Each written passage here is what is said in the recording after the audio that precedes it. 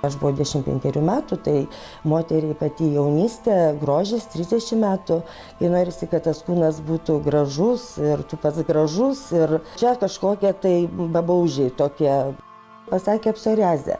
Ir tada prasidėjo jau ligoninės, nes tuo metu toks gydymas buvo.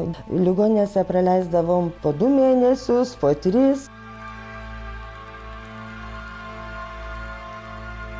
Žiemą atsigulsi, pavasaris, kažkaip iškipės vėl paūmėja, ateina rudenis, kai to oro, tai šaltis, drėgnumas vis dėl savo duoda, paūmėjimas eina ir iškart nuovargis jaučiasi toks, kad jau ateini namo, nieko nesinorės jau daryti, tik į lovą ir viskas. Tu biri, iš tavęs viskas byra. Naktį ramiai miegoti tu negali. Net ir patikėkit man, net ir žmona, kuri yra greta, jinai turi reaguoti tai, kad reikia tau ir patepti, tave reikia, ko buvo naudojamos, tik tai tepimo priemonės.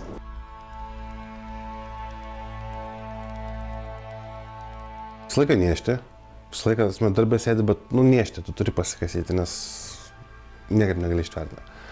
Paskui visą laiką tiek darbė, tiek namie, pleisknus ir aplinkui, visur viskas. Pas mane ir nagai viskas buvo pakelta, net pėdos buvo visos išberta.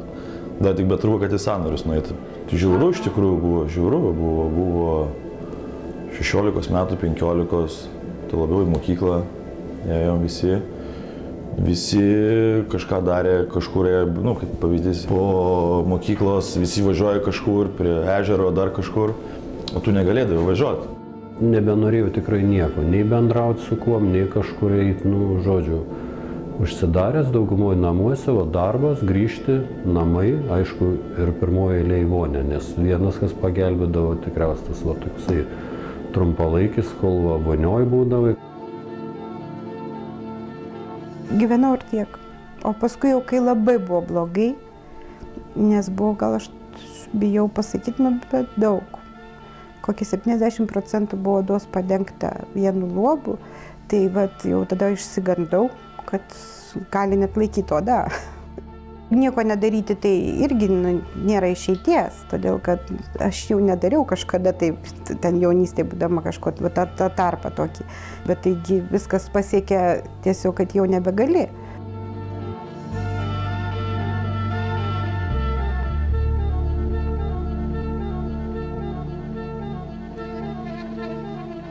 Tai mintys iš žvyneline sergančių žmonių gyvenimų.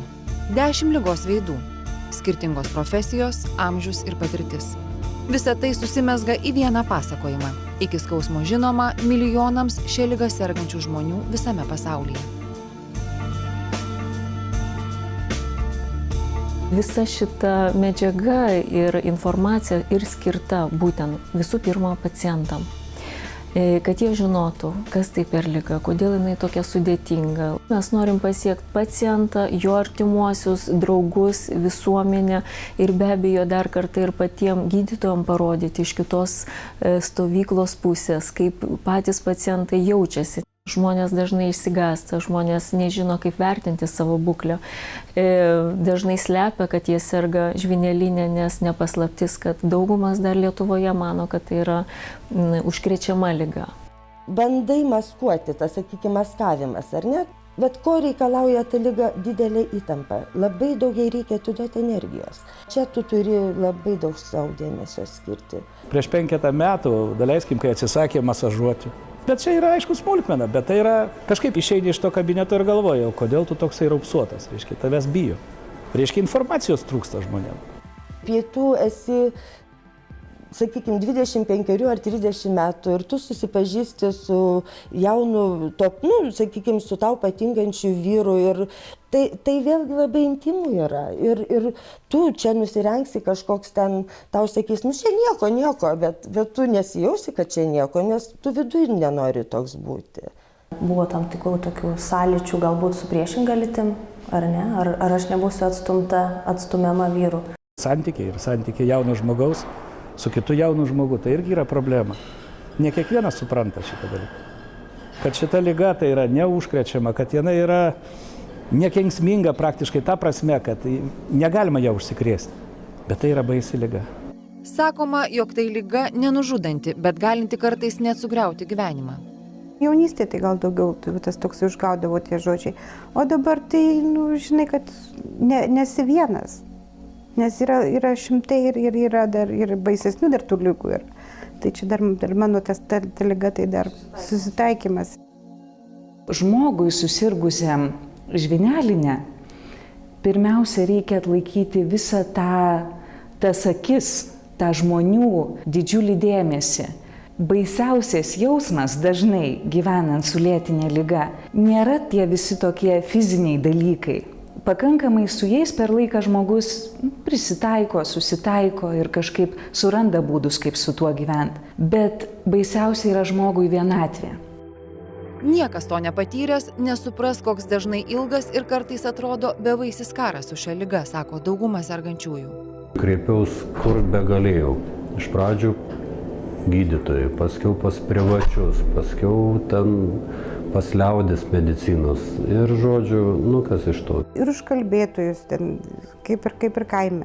Tiesiog gydytojai jau nebebuvo bejėgiai, o vis tiek, kaip tas sako, mama visus tos ieškojo būdus, kaip kas ką pasakė.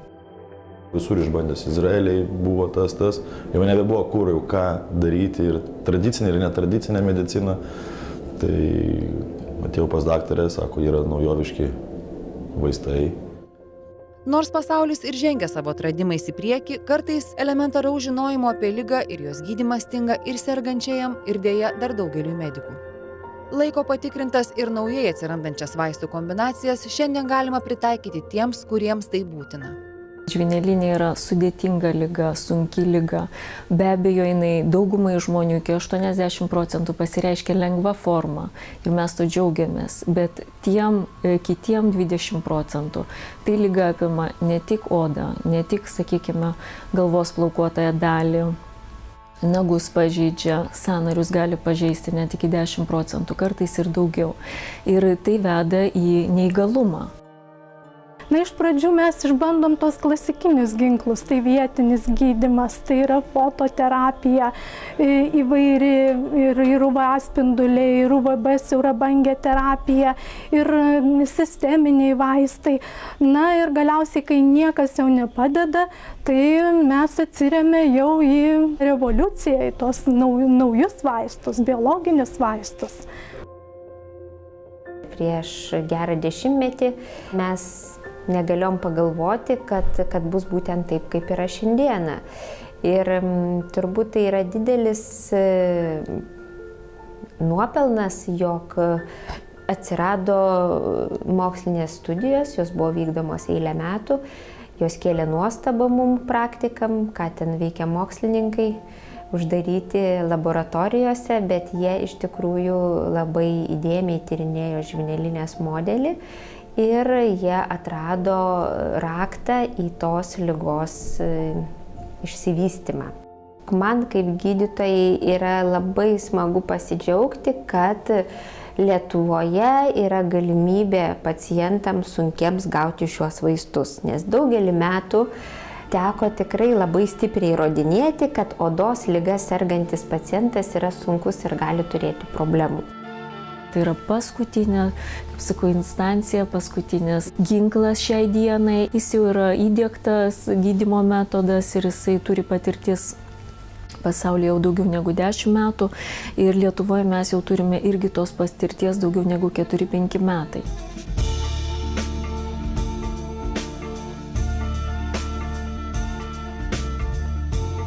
Tiesiog mums trūksta informacijos. Žmogus tarsi sustoja ir galvoja, čia nereikia man tų biologinių. Bet šiandien aš galvoju, tai, kas padeda gyventi kokybiškai, nes tu gyveni normalų gyvenimą, tu neini visai pamiršti, kad yra psoriazė.